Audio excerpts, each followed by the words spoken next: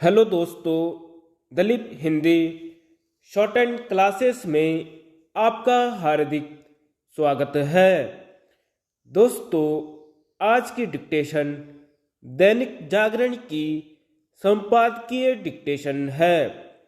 Dictation की गति 80 शब्द प्रति मिनट होगी।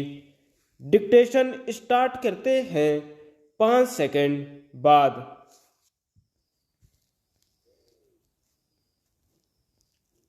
दवाओं की गुणवत्ता। यह तथ्य चकित करने वाला है कि दवा बनाने वाली कंपनियों के लिए गुणवत्ता नियंत्रण का कोई नियम नहीं है और स्वयं कंपनियां ही अपनी दवाओं की गुणवत्ता का सत्यापन करती है। यह ठीक नहीं और ऐसे समय तो बिल्कुल भी नहीं जब दवाओं की गुणवत्ता को लेकर दुनिया भर में जागरूकता बढ़ रही है। क्योंकि भारत एक बड़ा निर्यातक देश है और उसे विश्व का औषधि कारखाना कहा जाता है, इसलिए सरकार के लिए यह आवश्यक है कि वह दवा कंपनियों के लिए क्वालिटी कंट्रोल का कोई भरोसेमंद नियम बनाए।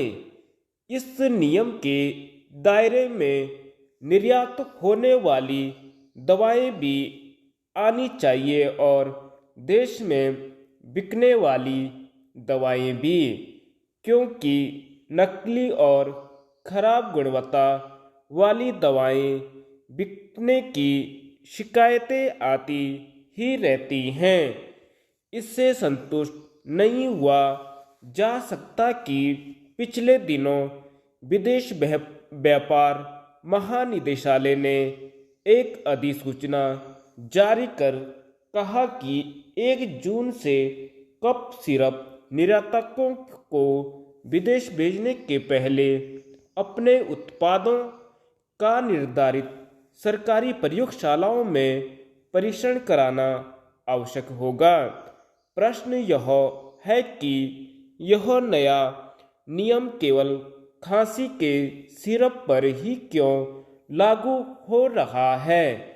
क्या इसलिए कि पिछले वर्ष गाम्बिया और उज़्बेकिस्तान में भारतीय दवा कंपनियों की ओर भेजे गए कफ सिरप में खामी पाई गई? विश्व स्वास्थ्य संगठन ने भारतीय कंपनियों की ओर से इन देशों में निर्यात किए गए कफ सिरप से कुछ बच्चों की मौत का भी दावा किया।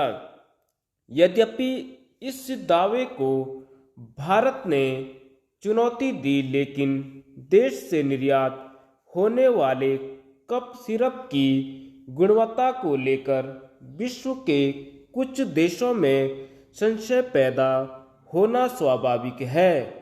यह ठीक है कि विदेश व्यापार महानिदेशालय ने कफ सिरप के मामले में एक आवश्यक कदम उठाया, लेकिन ऐसा कदम तो निर्यात होने वाली सभी दवाओं के मामले में उठाया जाना चाहिए।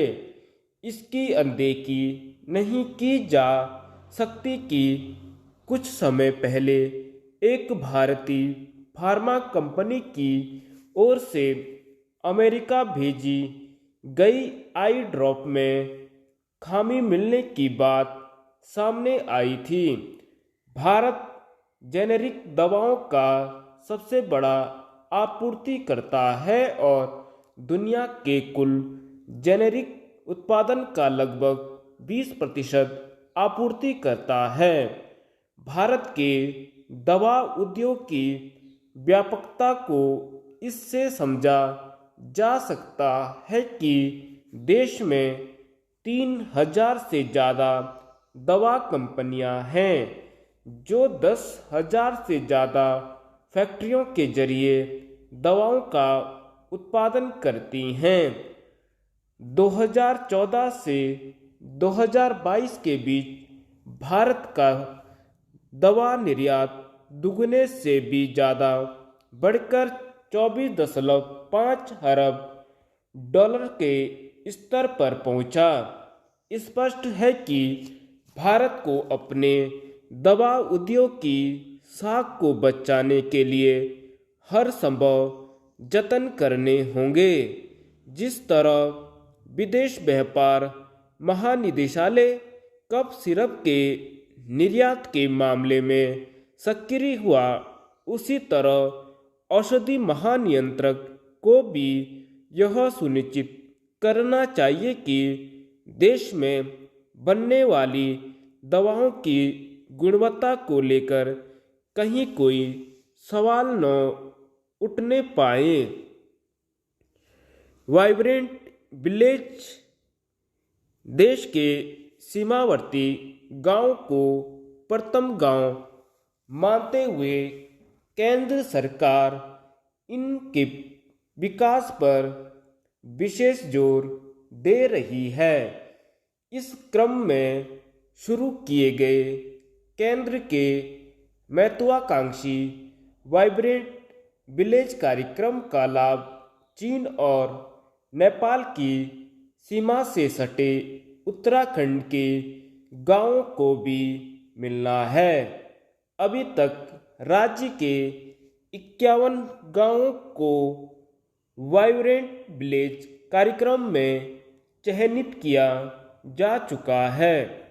इनमें आजीविका विकास पर ध्यान केंद्रित करने के साथ ही मूलभूत सुविधाओं के विस्तार के दृष्टिगत कार्य योजना का खाका खींचा जा रहा है। इसके साथ ही सीमावर्ती गांवों को और अधिक समृद्ध कैसे बनाया जा सकता है, इस बारे में संबंधित जिलों के जिलाधिकारियों से प्रस्ताव मांगे गए हैं, जिन्हें अंतिम रूप देकर केंद्र सरकार को भेजा जाएगा। यही नहीं, बीते दिवस दिल्ली में केंद्रीय गृह मंत्रालय की ओर से आयोजित कार्यशाला में भी उत्तराखंड द्वारा सीमांत गांवों की स्थिति और वहां के विकास को क्या क्या कदम उठाए जा सकते हैं, इस पर प्रस्तुतिकरण दिया गया। एक बड़ी उपलब्धि यह रही कि राज्य की ओर से रखे गए उस प्रस्ताव पर कांग्रेस स्तर से सहमति जताई गई, जिसमें उन सीमावर्ती गांवों के निवासियों को 2 जगह सुविधाएं देने का आग्रह किया गया, जो सर्दियों में बर्फबारी होने पर निचले क्षेत्रों में आ जाते हैं। यानी अब उन्हें उच्च हिमालयी और निचले क्षेत्र में स्थित दोनों आशियानों में मूलभूत सुविधाएं उपलब्ध हो सकेगी। सीमावर्ती गांवों में पर्यटन गतिविधियों को बढ़ावा देकर वहां की आर्थिकी को सशक्त करने पर भी सरकार का जोर है। इन गांवों की पर्यटकों की आवाजाही रहने से स्थानीय स्तर पर रोजगार के अवसर तो सृजित होंगे ही, उच्च हिमालयी क्षेत्र में ग्रामीणों का प्रवास बढ़ने से सर्दियों में उनके निचले इलाकों में पलायन की अवधि भी कम होगी। उम्मीद की जानी चाहिए कि केंद्र के सहयोग से राज्य सरकार इन गांवों को समृद्ध बनाने के प्रयासों में कोई कोर कसर नहीं छोड़ेगी। धन्यवाद।